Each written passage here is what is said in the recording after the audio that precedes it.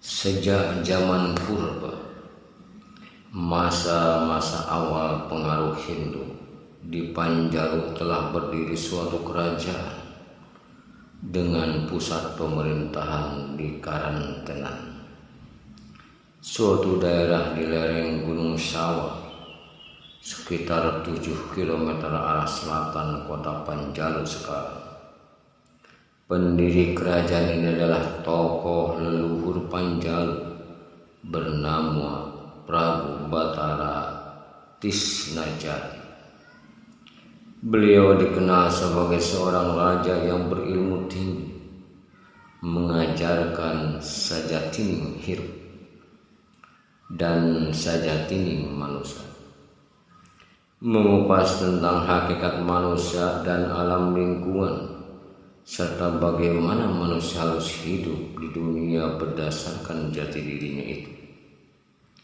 Pada awal pendiriannya, kerajaan Karantenan lebih bersifat padepokan atau perguruan, tempat orang menuntut ilmu dan syiar keagamaan yang diajarkan Prabu Batara Tisnajati, dan sebagai pusat kegiatan politis.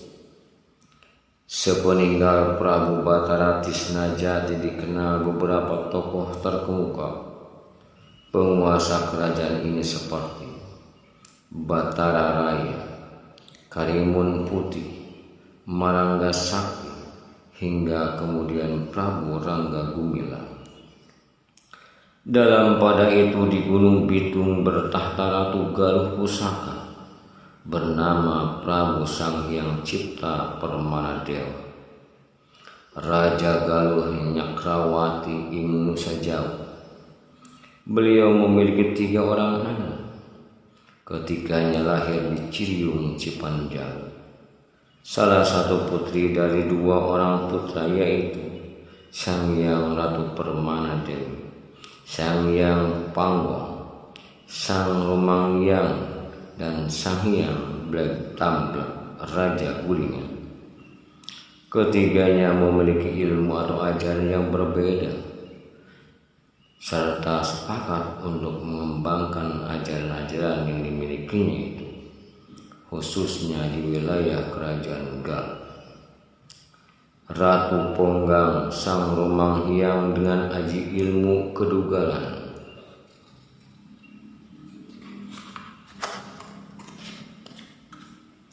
dan kewedukan, kesaktian, pergi ke telaga.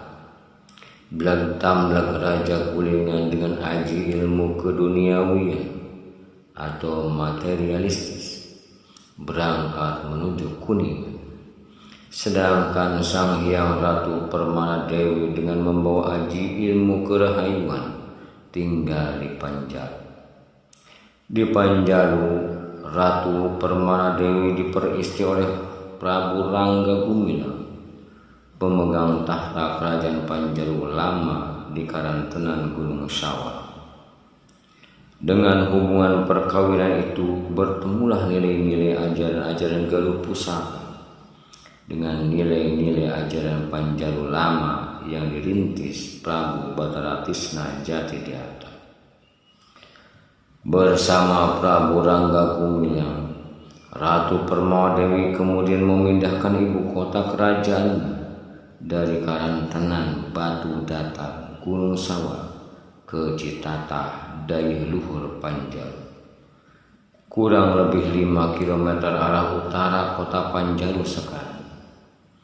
Pemindahan ibu kota kerajaan tersebut didasarkan atas pertimbangan untuk mengembangkan kerajaan, termasuk upaya dalam menjalin kerjasama luar seperti dengan Talaga, Kuningan, Cirebon, Kawali, dan Bojong Ciamis. Bersama dengan pemindahan ibu kota kerajaan Panjalu di atas, mulailah Ratu Permanadewi merintis dan membangun tatanan kerajaan baru dengan meletakkan dasar-dasar kerahayuan sebagai pedoman hidup warganya dan filsafat kerajaan. Kerajaan inilah yang kemudian dinamakan Kerajaan Soko Galuh Panjalu. Dengan ibu kota kerajaan ini adalah Dayeuhluhur, terletak di dataran tinggi di atas kota Panjalu sekarang. Dikenal 3 bagian kerajaan Galuh, yakni Soko Galuh Panjalu Kawan, Galuh Tengah yaitu Bojong Ciamis, dan Sirah Galuh yaitu Bagalo Kalipucang Ciamis Selatan. Identitas Ratu Permadewi dengan ajaran kerahayuan itu antara lain tertulis pada prasasti Wangsit Sanghyang Ratu Permadewi di Nusa Gede Situlengkong Panjalu.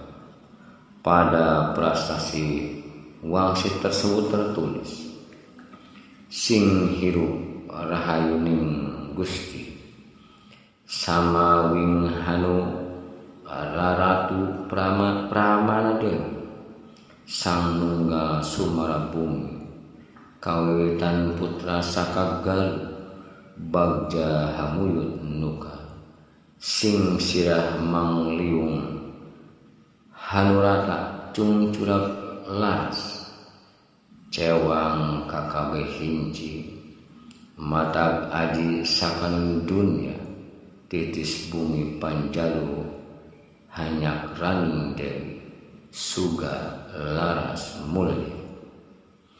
Sepeninggal Ratu Permana Dewi dan Prabu Rangga Bumina, ajaran kerahayuan kemudian dikukuhkan menjadi papagon oleh putranya yang bernama Prabu Sanghyang Sampurur, Raja Panjalu Luhur, atau yang kemudian disebut sebagai Prabu Lembu Sampurur I. Sejak itu ajaran kerahayuan juga disebut ajaran Kapanjaluan.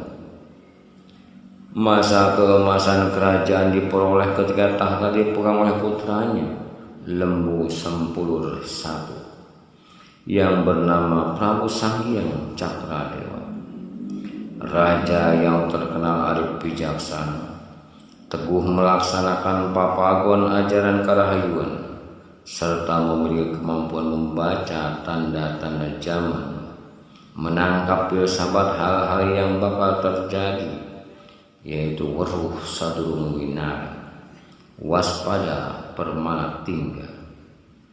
Sebagai Raja Linuhung dan Pinandita, ia berpendirian bahwa tujuan hidup manusia memperoleh keselamatan dan kesejahteraan hidup yang hakiki pula adalah suatu kewajiban warga Panjalu untuk memiliki ilmu tersebut, bukan hanya untuk dipahami dan diyakini, melainkan harus digunakan dalam kehidupan. Ia harus membagi dalam diri dan lingkungan dalam perbuatan pakena gawe rahayu. Prabu Sanghyang Cakradewa adalah raja yang menaruh perhatian besar terhadap nasib generasi mendatang, supaya mensejahtera rakyatnya dipandang sebagai kesejahteraan yang langgeng sepanjang masa dari generasi ke generasi. Karena itu ia mendambakan tahta kerajaan nanti dipegang oleh yang memiliki ilmu yang berguna bagi kesejahteraan generasi di kemudian hari. Dalam upaya melindungi warga dan keutuhan negara dibangun sistem keamanan yang menyatu untuk menghadapi musuh dari luar maupun dari dalam, baik itu musuh yang sifatnya nyata maupun musuh yang bersifat halus.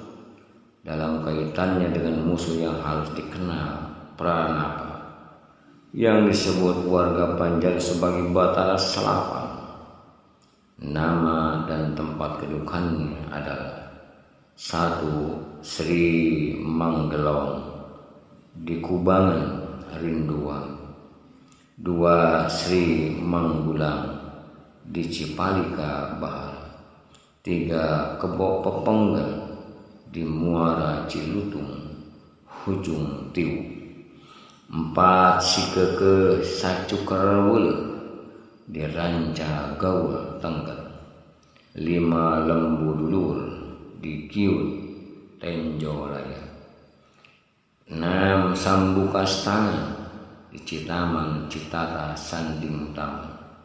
7 Batara Terus Patala di Ganja, Ciroke, Goa. 8 Sang Ratu Lahuta di Gajah Agung, Cirimus, Jayagiri. 9 Sri Pakantila di Curug Goong, Mapara. Di tempat yang disebut Cikabuyutan, Pamengko, Desa Mapara dikenal sebagai Musyawarah Batara Salapan.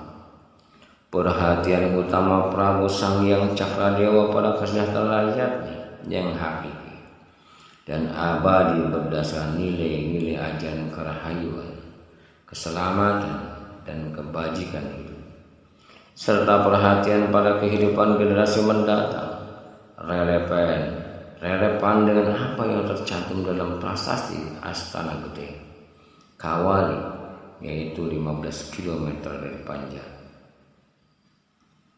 Pada prasasti tersebut antara yang tertulis Ayama Nupanderi Pakena Gawe Rahayu Paken Hebel Jaya Dinabuana.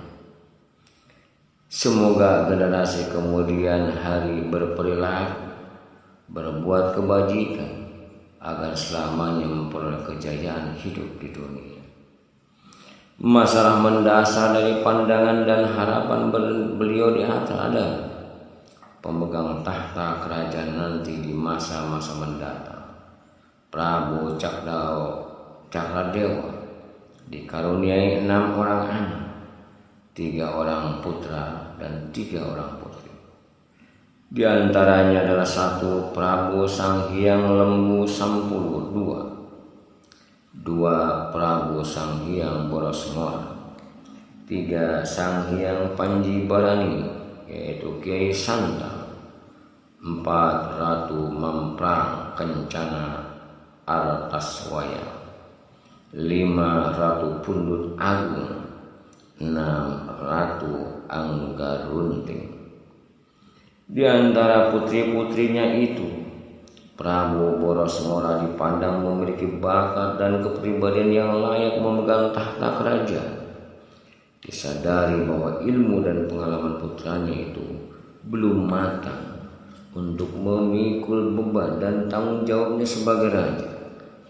Karena itu, beliau mengharapkan calon pewaris tahta ini dapat membina diri, memiliki ilmu yang berguna bagi anak cucu generasi mendatang, yakni ilmu hakiki yang dapat membawa keselamatan dan kesejahteraan hidup di dunia dan akhirat.